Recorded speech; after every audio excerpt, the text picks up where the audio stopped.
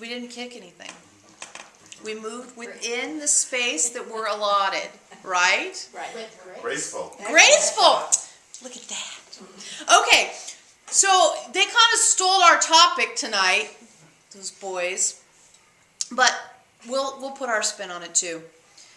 How you love yourself. We've been talking to you about this since the very beginning, but we're in a different level of it now.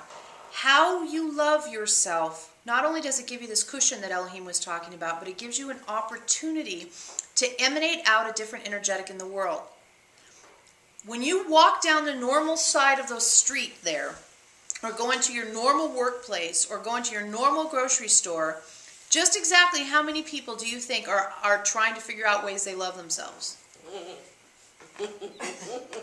This might be one of the rarest things that happens on the planet. And that's a little bit on the sad side, and we will admit to having an emotional response to that. Not very many people spend any time asking themselves how they love themselves. And they spend a considerable amount of time figuring out ways they don't. Not in the sense of the conscious act we asked you to do, but in the, I suck, I'm no good, I'm broken, nobody loves me, everybody hates me, I'm not good enough, I'm dumb, I'm fat, I'm ugly, whatever, right? So if you even took a 1/10 of the time that's typically reserved for telling yourself how much you suck, and instead asked yourself how you love yourself, not only are you offering a different energetic within yourself and building up that cushion and empowering yourself to handle the popcorn shift, what you're doing is you're energetically infusing the system with an alternative. Energetically infusing the system with an alternative. And it's an alternative that is so incredibly rare. And many of you have probably thought what you'd like to do if you had a lot of money, and what charities you would support, and what you would do here and what you would do there. And yes, if the time comes that you have a considerable amount of money, you'll probably do just those things. But in the meantime, it doesn't take any money to love yourself and to acknowledge things you love about yourself and to offer that to the world in general. Not, I love the world, but I love myself. I love myself, and in that, I'm offering something to the world.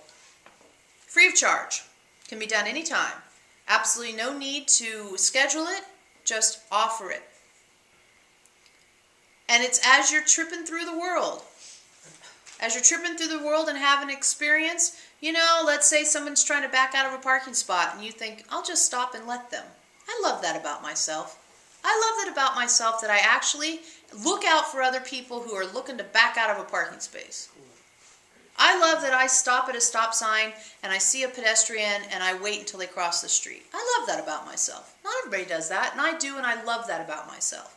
And it's not that you're high and mighty or better than anybody else. It's that you appreciate that quality of yourself. Now, if you had a quality that you didn't appreciate, you'd be sure as shit quick to tell yourself you suck. So you can be just as quick to tell yourself what you love about yourself, and that's what we would like to ask you to do.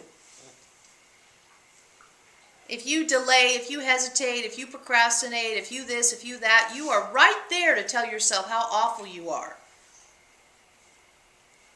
But if you take the time to, you know, let a spider out of the house instead of smashing it flat, or whatever you like about what you do, and you don't take that extra beat to just acknowledge, I love that about me, you're missing an opportunity to build that reservoir, to transform your energetic, and to offer a changed energetic to this planet.